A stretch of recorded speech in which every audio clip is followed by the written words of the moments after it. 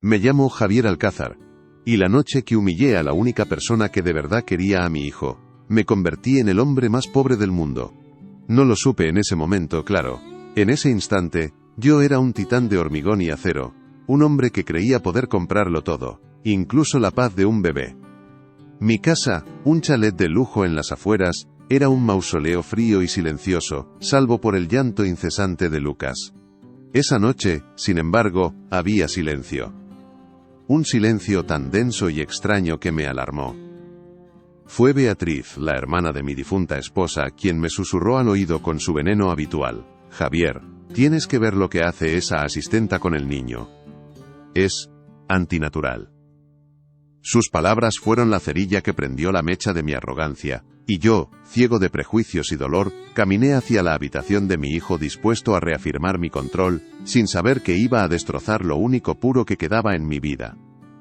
Avancé por el pasillo de mármol, con los puños apretados.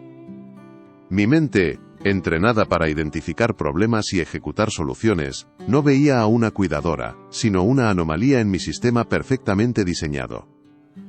El llanto de Lucas había sido una tortura durante meses, un fallo logístico que ni los mejores pediatras ni las leches de fórmula más caras habían podido solucionar. Y ahora, este silencio. No me trajo alivio sino sospecha. ¿Qué clase de truco estaba usando esa mujer Lucía para conseguir lo que nadie había podido? Abrí la puerta de la habitación sin hacer ruido, con la furia fría de un rey que va a inspeccionar sus dominios. Y entonces la vi. Sentada en la mecedora, bajo la luz tenue de una lámpara de estrellas, estaba ella. Tenía a Lucas en su regazo, pero no lo acunaba. Lo estaba amamantando. La imagen, en lugar de conmoverme, me revolvió las entrañas. No vi un acto de amor, sino una transgresión intolerable. Una empleada, una extraña, cruzando la línea más íntima. ¿Se puede saber qué demonios está haciendo?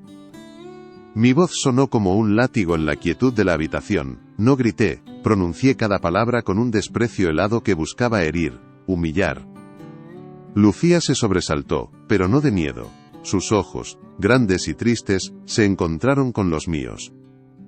Vi cómo, con una calma que me enfureció aún más, apartaba suavemente al niño de su pecho, y se cubría con una dignidad que yo era incapaz de comprender. Para mí, aquello era antihigiénico, repugnante. Una mujer de su clase, una chacha a la que pagaba para limpiar los suelos, tomándose una libertad tan personal con mi hijo, el heredero de todo mi imperio.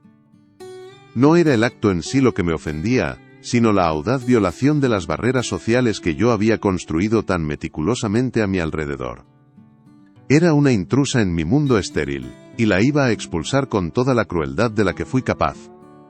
Ella no dijo nada, su silencio era una afrenta. Yo necesitaba que se acobardara, que llorara, que suplicara perdón. Pero se mantuvo firme, protegiendo a mi hijo con su cuerpo mientras se levantaba. Le pago un sueldo para que limpie la casa y cuide del niño, no para que juegue a ser su madre, escupí, acercándome a ella. Vi a Beatriz en el umbral de la puerta, con una sonrisa de víbora satisfecha apenas disimulada. Eso me dio más fuerza. Me sentía justificado, el patrón que pone en su sitio a una empleada insolente. El pequeño Lucas dormía plácidamente en sus brazos, con una expresión de paz que no le había visto desde que nació. Esa imagen debería haberme detenido, debería haber sido la prueba irrefutable de que estaba cometiendo un error terrible. Pero mi orgullo, alimentado por el dolor de haber perdido a mi esposa y mi incapacidad para conectar con mi propio hijo, me había vuelto ciego. Solo veía mi autoridad desafiada.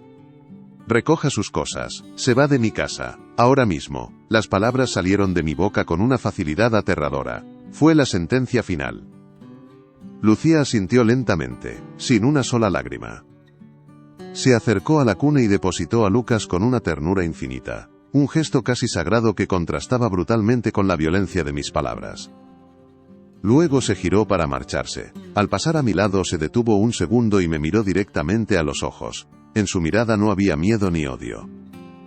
Había algo mucho peor, una lástima profunda. Era la mirada de alguien que ve a un pobre hombre ahogándose en su propia miseria. En ese instante, aunque tardaría meses en entenderlo, sentí cómo se resquebrajaba algo dentro de mí. Esa noche no despedí a una empleada.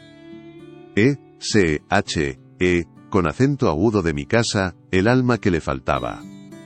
Y la vida, que es más lista que el dinero, se encargaría de recordármelo cada día. Aquella noche, mientras el eco de mis propias palabras llenaba el silencio de la mansión, me di cuenta de que el hombre que había despedido a Lucía no había nacido en una cuna de oro. Ese hombre se había forjado en el polvo y el sudor de un barrio obrero, en las afueras de una ciudad que no regalaba nada. Mi padre, un albañil con las manos como lijas y la espalda curvada de tanto doblarse, me enseñó el valor del hormigón. No su valor en el mercado, sino su peso real, el que te dejaba sin aliento al final del día. Él volvía a casa cada noche oliendo a cemento y a cansancio, y mi madre le esperaba con un plato caliente y una sonrisa que parecía cosida con hilos de paciencia. Yo crecí viendo sus sacrificios, entendiendo que cada ladrillo que mi padre ponía era un pedazo de su vida entregado para que a mí no me faltara de nada. Recuerdo las cenas en la cocina pequeña, con el hule gastado sobre la mesa y el ruido de la televisión de fondo. Mi madre siempre me servía la mejor parte del pollo, aunque dijera que a ella no le gustaba. Mi padre me miraba por encima de sus gafas y me decía: «Tú estudia, hijo. Que tus manos no acaben como las mías». Esa frase era su testamento, su única herencia. No quería que yo levantara muros, sino que los diseñara, que los poseyera. Quería que escapara de ese ciclo de trabajo duro y recompensa escasa. Y yo le hice caso. Me convertí en una máquina de estudiar, de trabajar. Me prometí a mí mismo que el olor a pobreza, esa mezcla de humedad y fritanga barata que se pegaba a las paredes de nuestra casa, jamás volvería a formar parte de mi vida. La rabia silenciosa contra esa vida de carencias fue el motor que me impulsó durante años. Empecé desde abajo, claro. Como aparejador en una constructora pequeña, corriendo de una obra a otra bajo un sol que rajaba las piedras. Aprendí a negociar con proveedores, a tratar con los peones, a ver dónde se podía ahorrar un céntimo y dónde había que invertir un euro. Dormía poco y comía de pie, con los planos extendidos sobre el capó del coche. Cada peseta que ahorraba era un ladrillo más en el muro que estaba construyendo alrededor de mi futuro. Una fortaleza para proteger a la familia que algún día tendría. Mis amigos salían, se divertían, vivían su juventud. Yo la invertía. Creía que estaba comprando seguridad, que el dinero era un blindaje contra el dolor y la incertidumbre que había marcado mi infancia. No me daba cuenta de que mientras levantaba mi imperio, estaba tapiando mi propio corazón sin saberlo. Y entonces, apareció Elena. Fue como si alguien hubiera abierto una ventana en mi búnker personal. La conocí en una cafetería cerca de una de mis primeras promociones. Yo estaba cubierto de polvo y ella leía un libro con una calma que me pareció de otro mundo.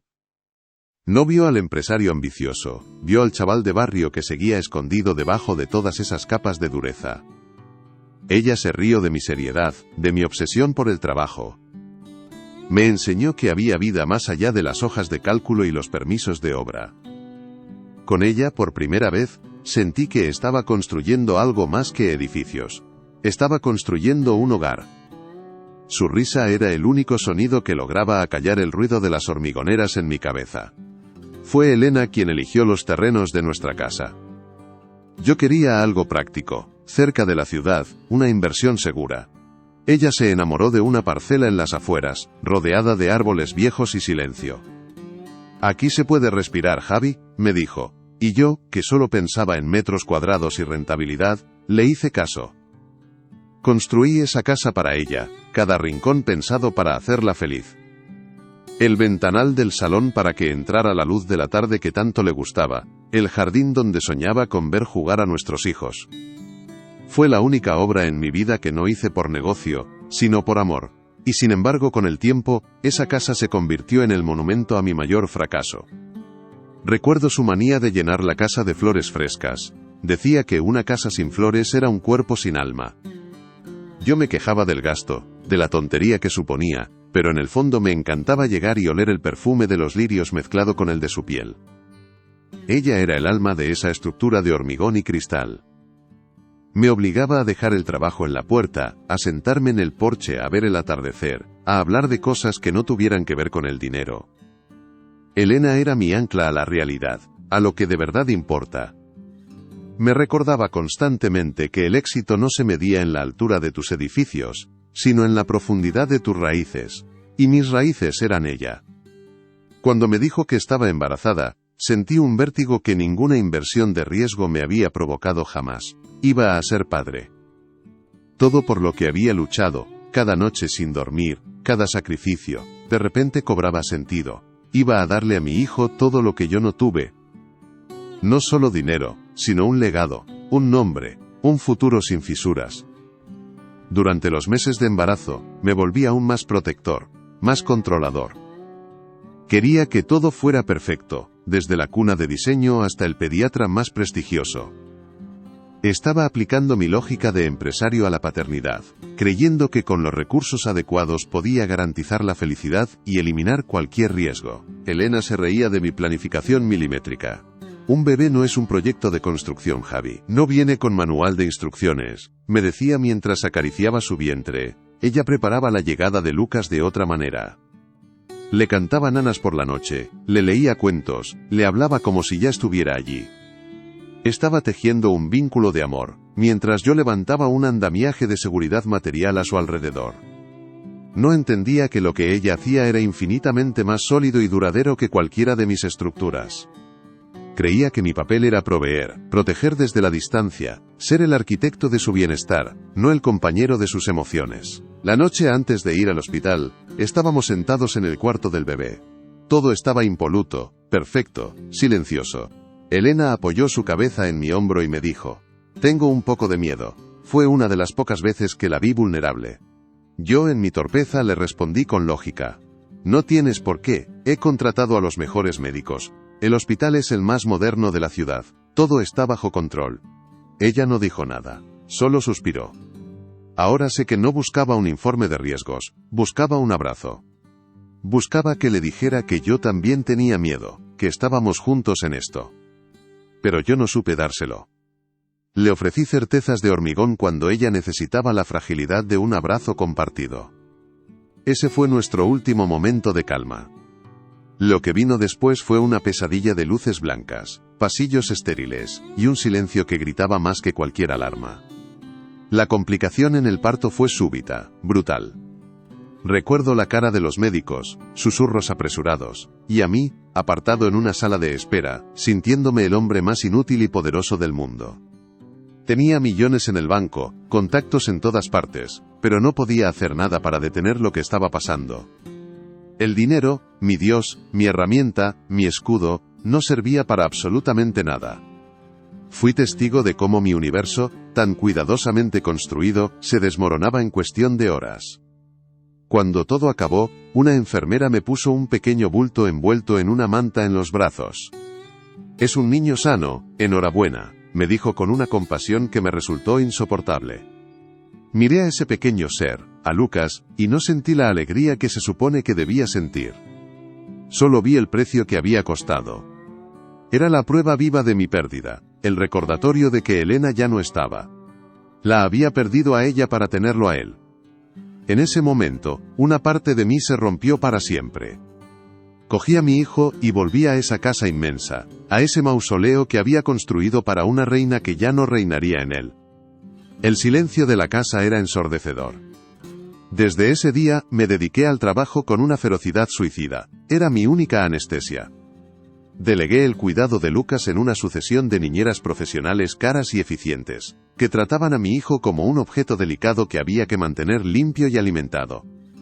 Yo las supervisaba como si fueran empleadas de una de mis obras, exigiendo resultados. Pero Lucas no era un edificio. Su llanto constante, ese lamento agudo que atravesaba las paredes de la casa, era la grieta en mi estructura perfecta. No era un problema logístico, era el eco de la soledad de mi hijo y de la mía propia.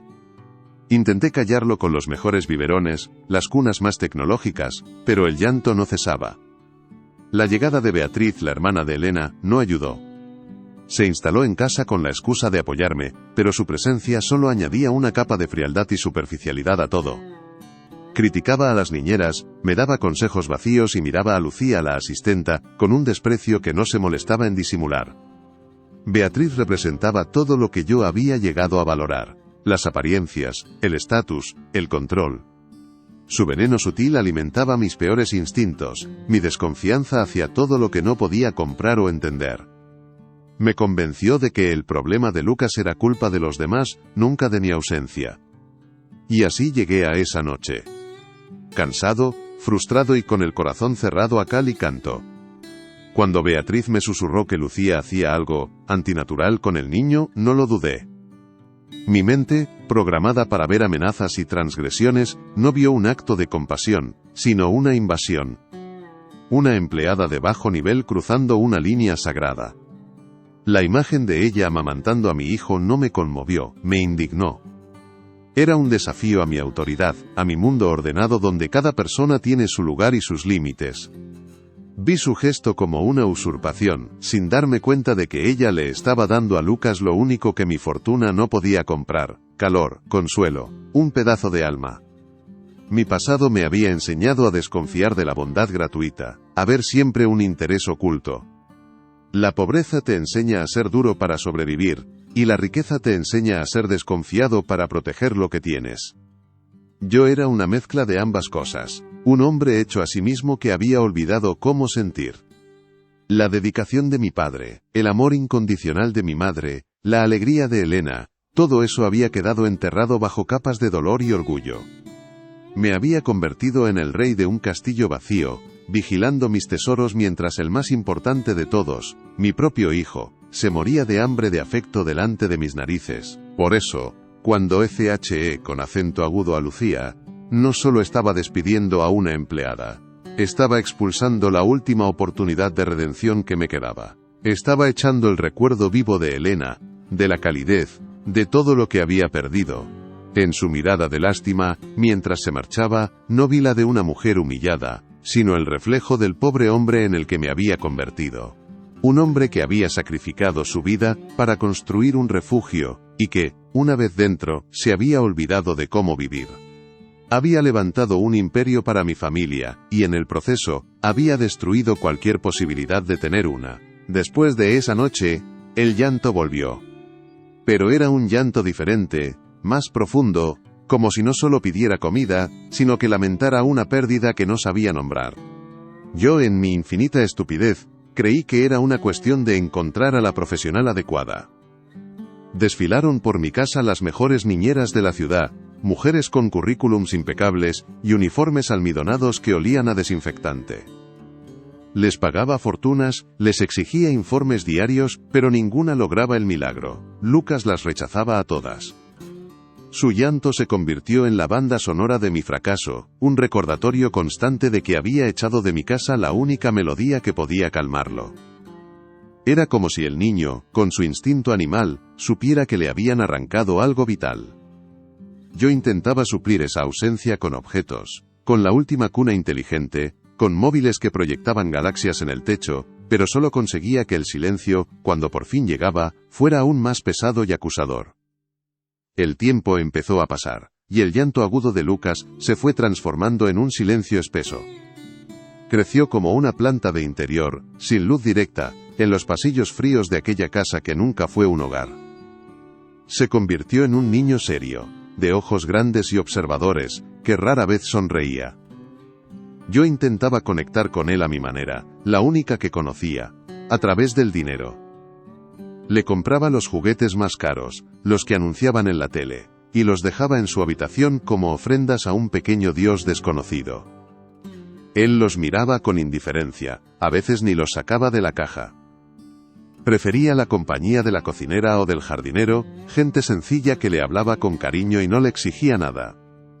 Yo lo observaba desde la puerta de mi despacho, sintiendo una punzada de algo que se parecía a los celos, pero que en realidad era la amarga conciencia de mi propia torpeza emocional. No sabía cómo se abrazaba a un hijo. Los cumpleaños eran el peor teatro. Alquilaba castillos hinchables, contrataba magos y payasos, llenaba el jardín de niños que apenas conocía. Era un despliegue de poderío económico, una forma de gritarle al mundo que mi hijo no carecía de nada. Pero en medio de todo ese ruido, Lucas parecía aún más solo. Recuerdo un año, Tendría unos 7 que lo encontré escondido en la caseta de las herramientas, abrazado al viejo perro del jardinero. No estaba llorando. Solo miraba a la nada, con una tristeza de adulto. Cuando le pregunté qué hacía allí, se encogió de hombros y dijo: «Aquí hay menos ruido». Esa frase me golpeó como una bofetada. Yo le estaba organizando una fiesta ensordecedora para no tener que escuchar el silencio que había entre nosotros, y él solo buscaba un poco de paz. Era un extraño en su propia celebración, un invitado en su propia vida. La adolescencia fue la confirmación de la distancia. El muro que se había empezado a construir en su cuna se hizo infranqueable. Las conversaciones se redujeron a monosílabos. «¿Qué tal el instituto?», preguntaba yo. «Bien», respondía él sin levantar la vista del móvil. Me convertí en una especie de cajero automático con figura paterna. Mi única función era proveer, firmar cheques para matrículas, viajes de estudios o la última videoconsola. Nunca me pidió un consejo, nunca me confió un miedo o un sueño. Me enteraba de sus logros por terceros, por una nota en el boletín del colegio o un comentario casual de Beatriz, que seguía orbitando en mi vida como un satélite venenoso. Un día, encontré un trofeo de natación en su estantería. «Has ganado un premio», le dije, intentando sonar orgulloso. «Fue hace un mes», contestó él, y en su voz no había reproche, solo la constatación de un hecho. Yo no estaba allí. Empecé a sentirme invisible en mi propia casa. Pasaba a su lado por el pasillo y era como si una corriente de aire me atravesara. Él vivía en su mundo, con sus auriculares puestos, y yo en el mío, con mis hojas de cálculo y mis llamadas de negocios. La mesa del comedor se hizo inmensa. Cenábamos juntos por pura costumbre, pero el único sonido era el chocar de los cubiertos contra los platos. A veces intentaba romper el hielo, hablar de política, de fútbol, de cualquier cosa. Él me daba respuestas cortas, educadas, como las que se le dan a un conocido con el que te cruzas en el ascensor. No había hostilidad, que habría sido casi un alivio. Había algo mucho peor, una indiferencia absoluta. Era el fantasma de un padre cenando con el fantasma de un hijo. El día que se marchó a la universidad, sentí una mezcla extraña de liberación y pánico. La casa, por fin, estaría en completo silencio. Lo acompañé a instalarse en su residencia de estudiantes.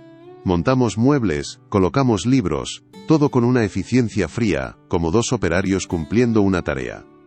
Cuando terminamos me quedé de pie en medio de la habitación, sin saber qué decir. Él me miró, y por un momento creí ver una grieta en su armadura. Pero fue solo un instante. «Bueno, gracias por todo, papá», dijo, y me dio una palmada torpe en el hombro. Ni un abrazo. Me subí al coche y, mientras me alejaba, lo vi por el retrovisor, riendo con un grupo de chicos de su edad. Se veía feliz, ligero. Comprendí que su vida, la de verdad, empezaba justo en el momento en que yo desaparecía de ella. Los años siguientes consolidaron el abandono. Las llamadas se espaciaron. Al principio era una vez por semana, luego cada 15 días, luego una vez al mes. Y siempre era yo quien llamaba. Sus respuestas eran cada vez más breves, siempre con prisa. «Te llamo luego, papá, que estoy liado». Ese luego rara vez llegaba. Los cumpleaños se convirtieron en una transferencia bancaria y un mensaje de texto. Un año, el día de mis 60 cumpleaños, esperé su llamada todo el día. Organicé una cena discreta, solo para él y su novia, a la que apenas conocía. No apareció. A las 10 de la noche me llegó un WhatsApp. «Felicidades, viejo. Se me ha complicado. Ya lo celebramos».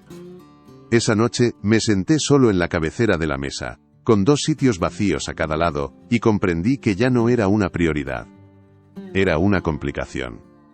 Cuando me comunicó que se casaba, lo hizo por teléfono, con 3 meses de antelación. La conversación duró menos de 5 minutos. Me dio la fecha y el lugar como quien da los datos de una reunión de trabajo. «Por supuesto, me encargo yo de todos los gastos», me apresuré a decir, recurriendo a mi única herramienta. Hubo una pausa incómoda al otro lado de la línea. «No hace falta, papá. Ya lo tenemos todo organizado», respondió. Sentí como si el suelo se abriera bajo mis pies. Por primera vez, mi dinero no era necesario. Y si mi dinero no era necesario, ¿qué quedaba de mí? Fui a la boda como un invitado de honor, sentado en la primera fila, pero me sentí como el último desconocido. Vi a mi hijo reír con su suegro, abrazarlo, llamarle papá, con una naturalidad que a mí nunca me había dedicado. Fui un espectador de la felicidad de mi hijo, una felicidad en cuya construcción yo no había tenido nada que ver. Y entonces, llegaron los nietos. 2 niños preciosos que llevaban mi apellido, pero no mi sangre en el sentido más profundo.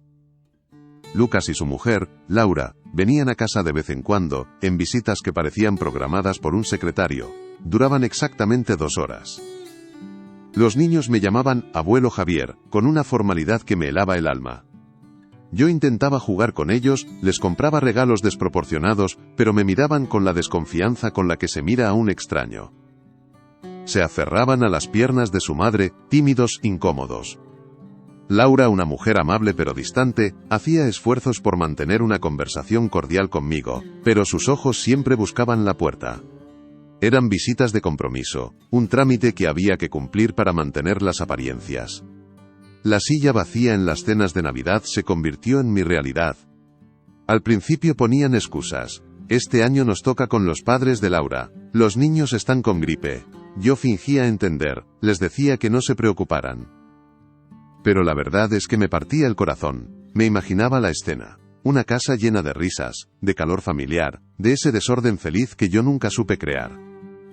Y me veía a mí, en mi mansión silenciosa, comiendo solo frente a un ventanal que devolvía el reflejo de un viejo solitario. Empecé a odiar esas fechas, esos días que obligan a la gente a fingir una unión que no existe. Para mí, la Navidad era solo un recordatorio de lo que había perdido, o más bien, de lo que nunca había tenido. Hubo un día que marcó un antes y un después. Fue mi cumpleaños el número 65, Lucas me llamó por la mañana, felicidades papá, oye te llamaba para pedirte un favor. Estamos pensando en comprar una casa más grande, y necesitaríamos que nos echaras una mano con la entrada.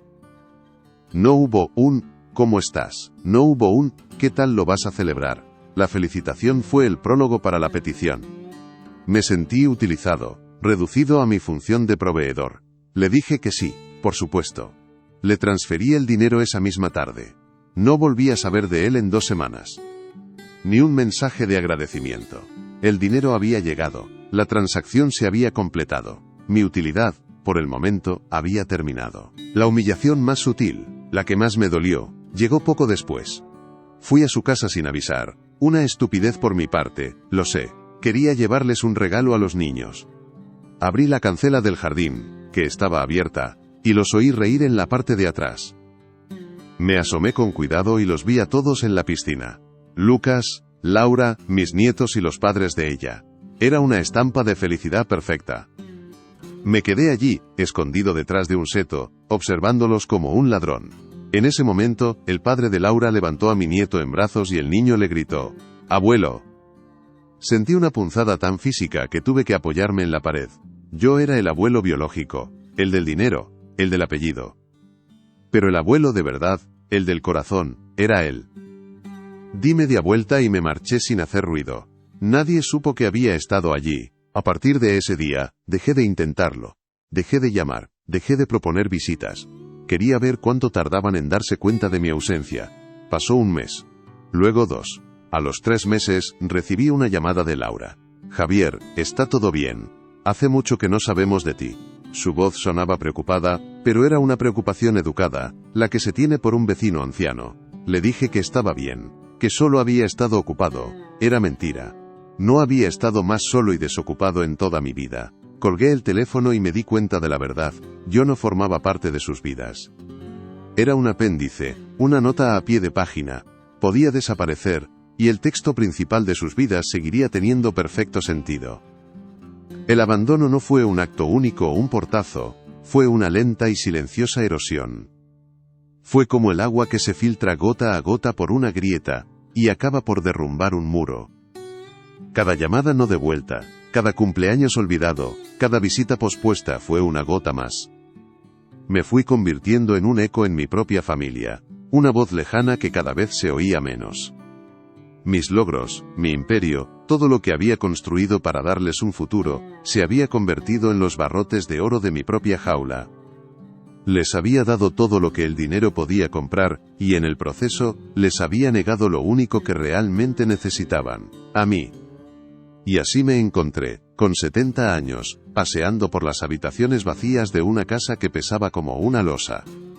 Cada objeto de lujo, cada mueble de diseño, me gritaba mi fracaso. Había aprendido a negociar contratos millonarios, a levantar rascacielos, a doblegar a mis competidores. Sabía todo sobre el hormigón, el acero y el cristal. Pero no sabía nada del material frágil y complicado con el que se construyen los afectos. Había despedido a la única persona que supo cómo hacerlo, y había condenado a mi hijo y a mí mismo a una vida de riqueza material y miseria emocional. El abandono era el precio justo que tenía que pagar. La soledad se volvió mi única compañera. Una compañera cruel que me susurraba al oído todas las noches lo que ya sabía. Me recordaba la mirada de lástima de Lucía, el llanto inconsolable de mi hijo, su espalda girada mientras se alejaba hacia su nueva vida en la universidad. Los recuerdos no venían a consolarme sino a juzgarme. Cada día me levantaba y me acostaba con la misma certeza. Había conseguido el mundo que mi padre soñó para mí, un mundo donde mis manos no se mancharían de cemento, y en el proceso, había perdido el alma que mi madre intentó cultivar en mí. Era un hombre rico, poderoso, respetado, y era el hombre más pobre del mundo. Un día, mientras ordenaba viejos papeles en mi despacho, encontré una foto. Era de Elena, embarazada de pocos meses. Estábamos en el terreno donde construiríamos la casa. Ella sonreía, con esa luz especial que tenía en los ojos. Apoyaba una mano en su vientre y la otra en mi brazo. Yo, a su lado, miraba al horizonte, a los planos, al futuro. No la miraba a ella. Esa foto lo resumía todo. Ella miraba la vida que crecía en su interior, y yo miraba el proyecto que crecía sobre el papel. Estábamos juntos pero mirábamos en direcciones opuestas. En ese momento, entendí que mi abandono no había empezado con Lucas, ni con mis nietos, había empezado mucho antes. Empezó el día que decidí que construir era más importante que habitar. El punto de inflexión llegó con una llamada del hospital. Tuve un mareo, una caída tonta en el baño. Nada grave, pero el médico insistió en llamar a un familiar. Le di el número de Lucas. Tardó 3 horas en llegar. Entró en la habitación del hospital con la misma expresión con la que entraba en una reunión de negocios. Preocupado, sí, pero con prisa, mirando el reloj. ¿Qué ha pasado?, preguntó. Le expliqué. Asintió, escuchó las indicaciones del médico y luego dijo las palabras que lo cambiaron todo. Bueno, no te preocupes. Contrataré a la mejor enfermera para que te cuide en casa 24 horas. No te faltará de nada. Y ahí estaba. El eco perfecto de mis propias palabras, de mi propia filosofía. Me estaba tratando a mí, su padre, como yo lo traté a él. Como un problema logístico que se soluciona con dinero. En ese instante, en esa cama de hospital aséptica, algo dentro de mí hizo clic. No sentí rabia ni tristeza. Sentí una claridad heladora. Él era mi obra maestra, el resultado perfecto de mi educación. Le había enseñado a la perfección que el amor se delega, que el cuidado se compra, y que el tiempo es dinero. Me miré en sus ojos, y vi el reflejo del monstruo que yo había creado. Lo vi marcharse, hablando por el móvil para gestionar mi problema, y por primera vez en décadas, no sentí el dolor del abandono. Sentí el frío despertar de quien por fin entiende las reglas del juego que él mismo ha inventado. Y decidí que, si ese era el juego, yo todavía tenía una última carta que jugar. Una que nadie, ni siquiera él, esperaba. Y entonces, poco a poco, la casa empezó a cambiar. El primer signo fue el silencio. El llanto agudo y constante de Lucas, esa sirena de mi fracaso que taladraba las paredes y mi conciencia, se desvaneció.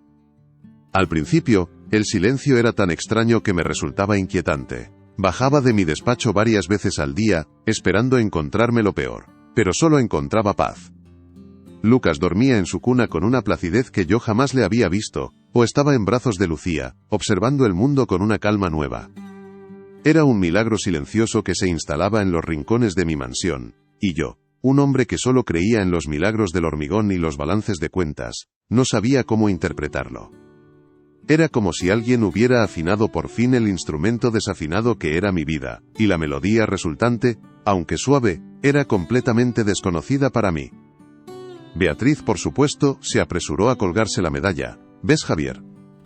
Te dije que esa nueva leche de fórmula suiza era la solución, me comentó una tarde con aire de suficiencia, mientras se servía una copa de vino. Yo asentí, queriendo creerla. Era la explicación más fácil, la que encajaba en mi mundo. Un problema se había solucionado comprando un producto mejor y más caro.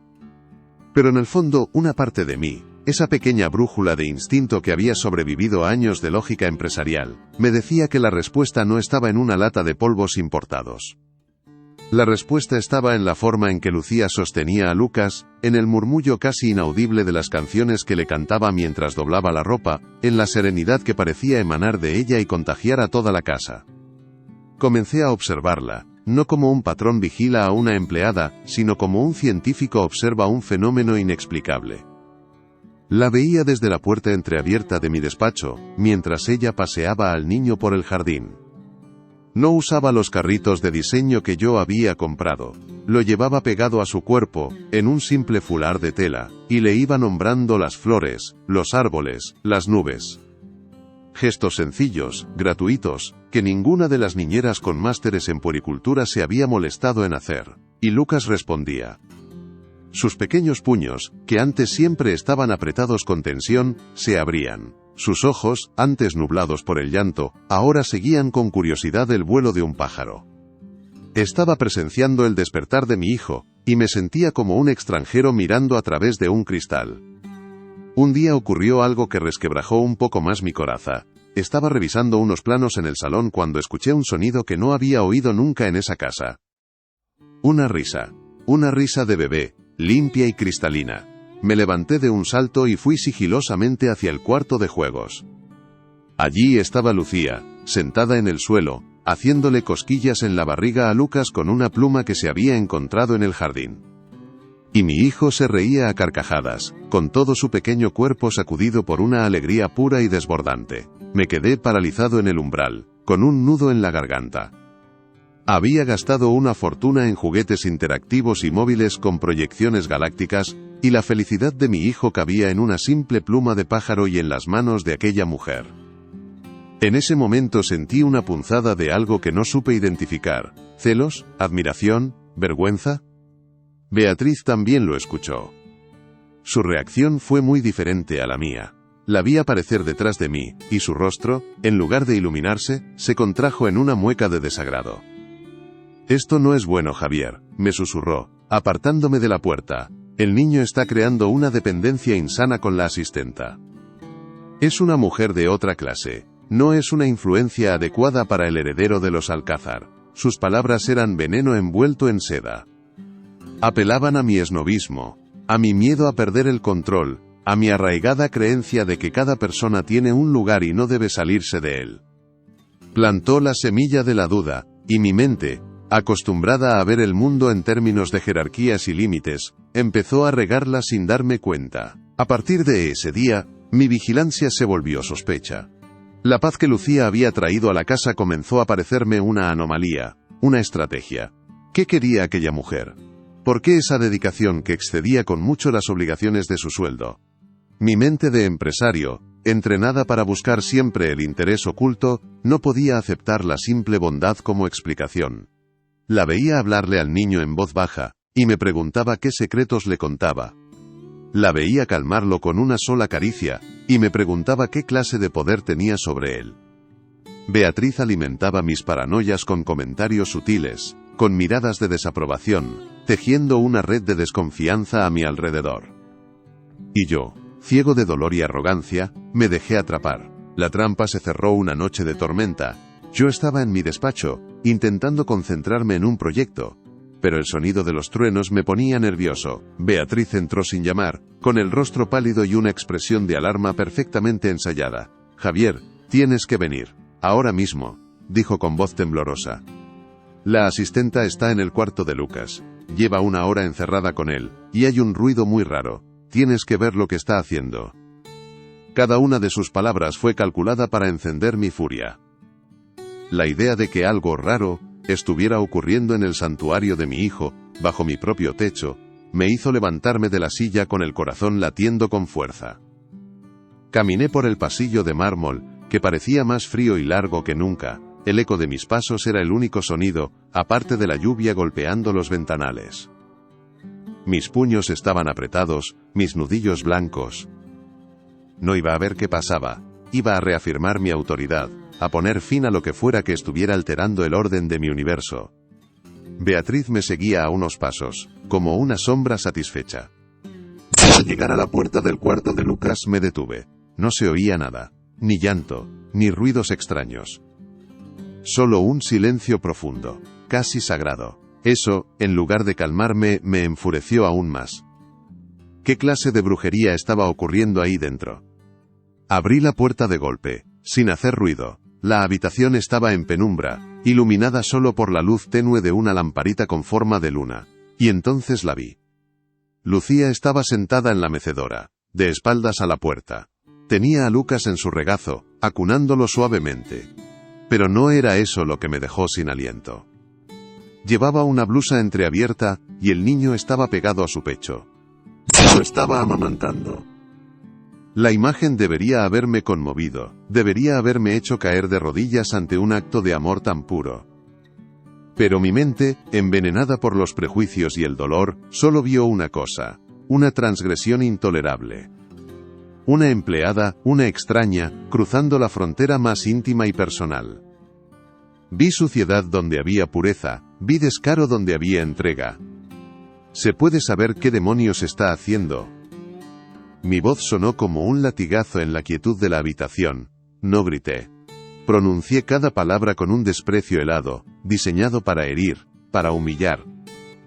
Lucía se sobresaltó, pero no de miedo. Se giró lentamente, y sus ojos, grandes y tristes, se encontraron con los míos. Vi cómo, con una calma que me pareció una insolencia, apartaba con delicadeza al niño de su pecho, y se abrochaba la blusa con una dignidad que yo era incapaz de comprender. Lucas, por su parte, ni se inmutó. Dormía con una expresión de paz absoluta, como si estuviera anclado en el lugar más seguro del mundo. Esa imagen debería haberme detenido, pero solo avivó mi ira. Me acerqué a ella, sintiendo la mirada triunfante de Beatriz clavada en mi espalda desde el umbral. Le pago un sueldo para que limpie la casa y cuide de mi hijo, no para que juegue a ser su madre. Escupí las palabras, saboreando su crueldad. Esto es repugnante, antihigiénico. ¿Quién se ha creído que es para tomarse semejante libertad? Necesitaba que se derrumbara, que llorara, que suplicara perdón. Pero ella permaneció en silencio, de pie, protegiendo a mi hijo con su cuerpo. Su silencio era un juicio, una condena a mi propia ceguera. Yo, el gran Javier Alcázar, el hombre que todo lo podía comprar, me sentía desnudo y estúpido ante la tranquila entereza de una simple asistenta. Recoja sus cosas.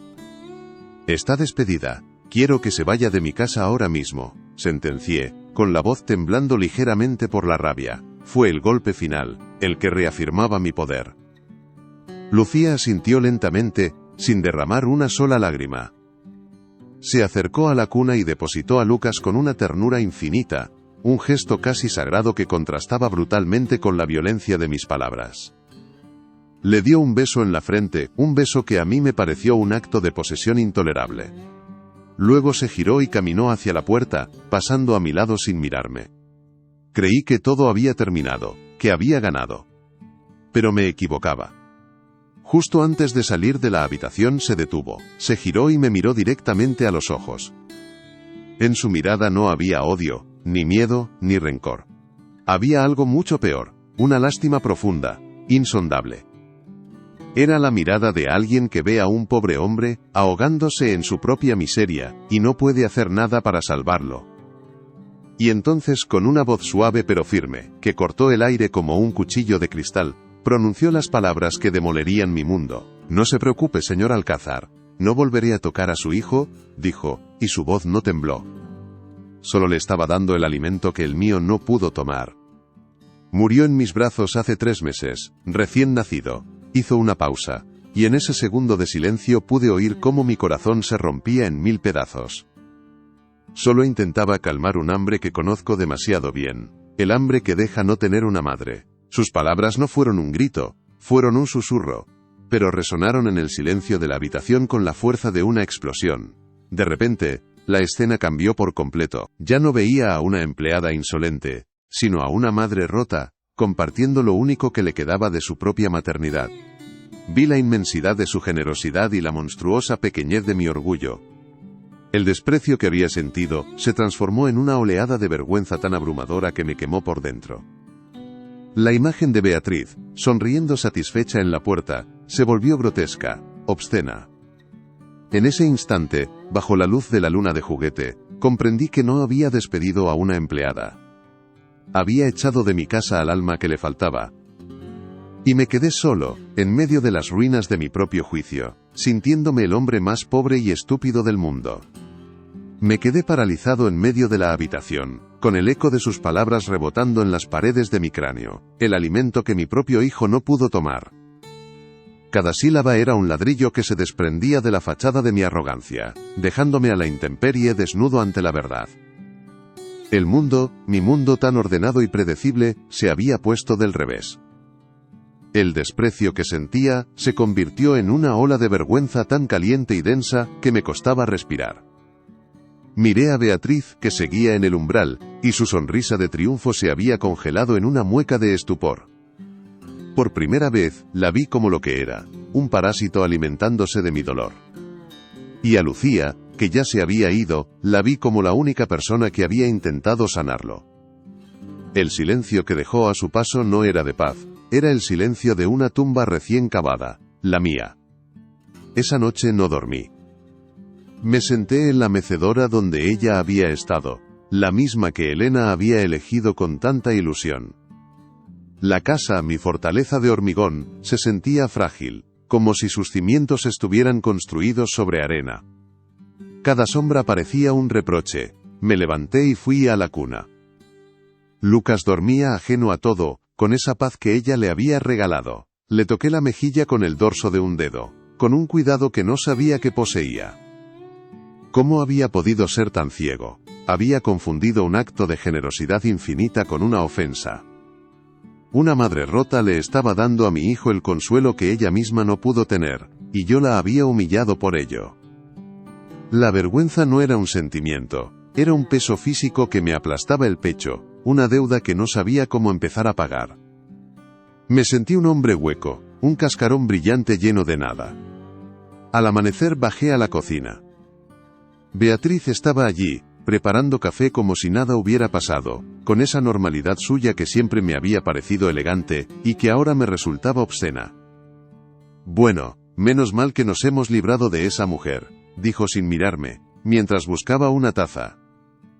Ahora podremos contratar a alguien de nuestro nivel, una profesional de verdad. Sus palabras cayeron en el silencio como piedras en un pozo. No hubo rabia en mi respuesta, solo un cansancio infinito.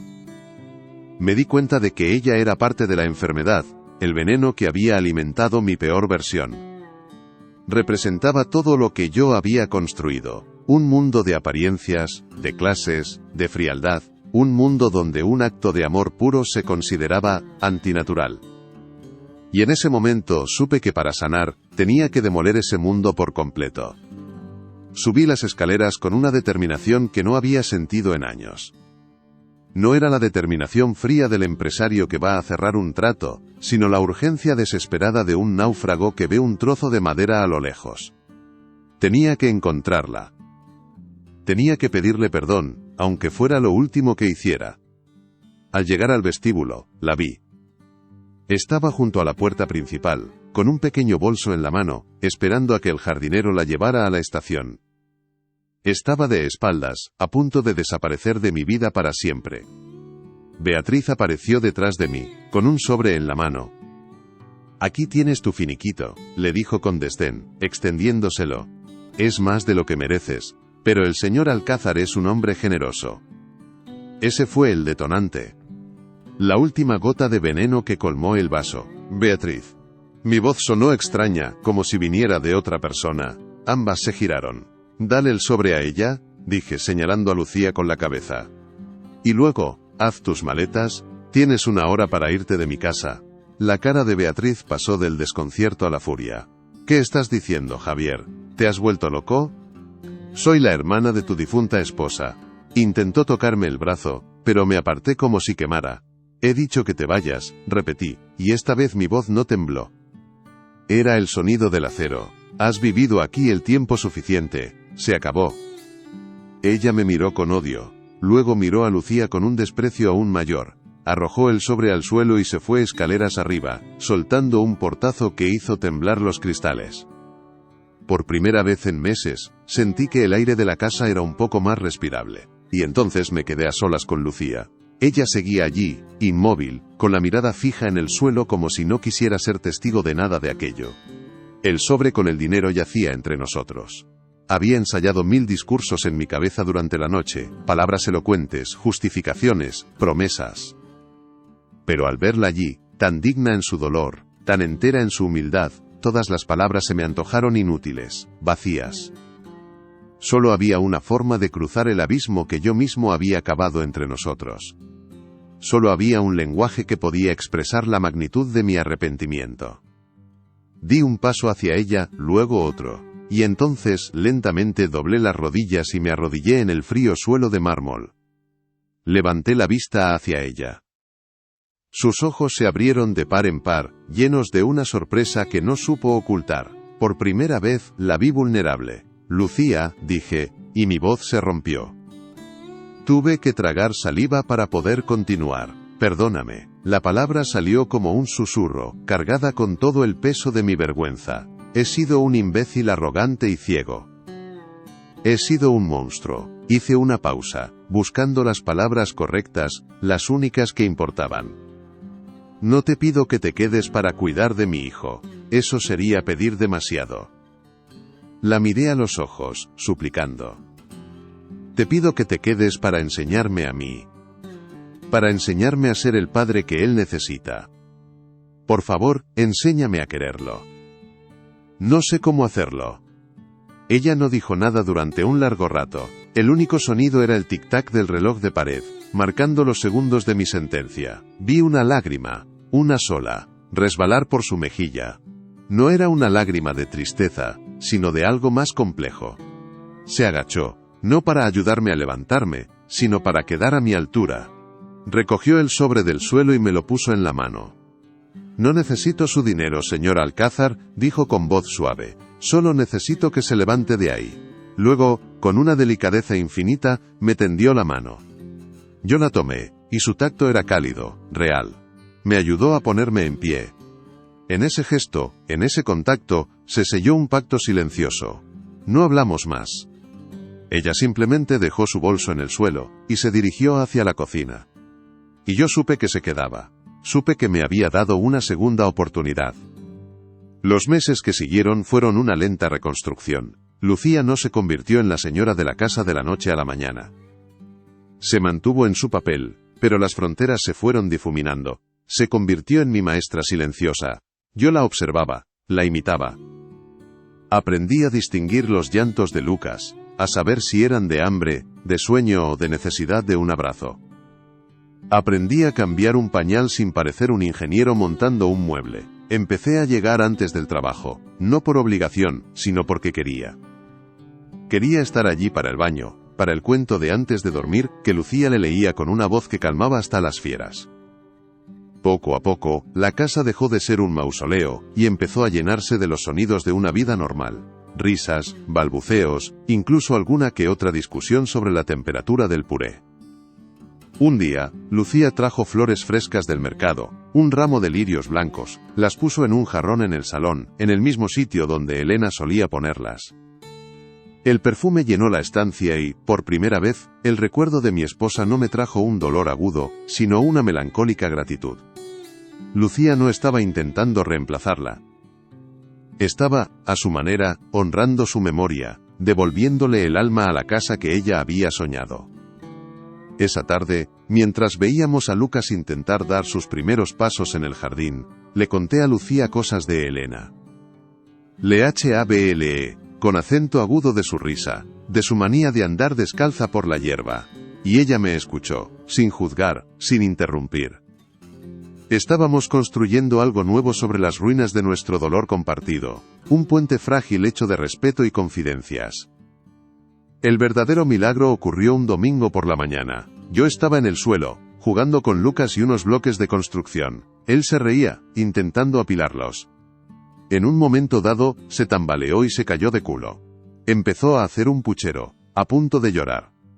Antes de que Lucía pudiera moverse, yo me acerqué, lo levanté y lo abracé, susurrándole tonterías al oído. Y entonces, mi hijo, mi pequeño Lucas, rodeó mi cuello con sus bracitos y apoyó su cabeza en mi hombro. Fue la primera vez que buscó mi consuelo de forma voluntaria. Me quedé quieto, con el corazón desbocado, sintiendo el calor de su pequeño cuerpo contra el mío. Levanté la vista, y mis ojos se encontraron con los de Lucía. Ella me sonreía desde el otro lado de la habitación. Y en esa sonrisa no había lástima, ni juicio. Había orgullo. En ese momento, supe que lo estábamos consiguiendo. Estábamos sanando. Pasaron los años. Lo nuestro no fue un romance de película, sino algo mucho más profundo y real. Fue el lento florecer de un amor nacido del respeto mutuo y del cuidado compartido. Nos casamos una tarde de primavera, en el jardín de casa. No hubo cientos de invitados ni una fiesta ostentosa. Solo estábamos nosotros tres, el viejo jardinero y su mujer, y la cocinera, que lloró más que nadie. Lucas, con 5 años, fue quien nos trajo los anillos en un cojín de raso. Llevaba un trajecito y sonreía con una felicidad que iluminaba todo el jardín. Cuando le puse el anillo a Lucía, no le prometí un imperio ni una vida de lujos, le prometí mi tiempo, mi atención, mi torpe y recién aprendido corazón. Y ella, al ponérmelo a mí, me devolvió la promesa de un hogar. Ahora a veces, me siento en el porche y los observo jugar en el mismo césped donde una vez planeé un monumento a mi ego. Lucía le enseña a Lucas los nombres de los pájaros, y él corre detrás de las mariposas con la misma risa cristalina que escuché por primera vez a través de una puerta entreabierta.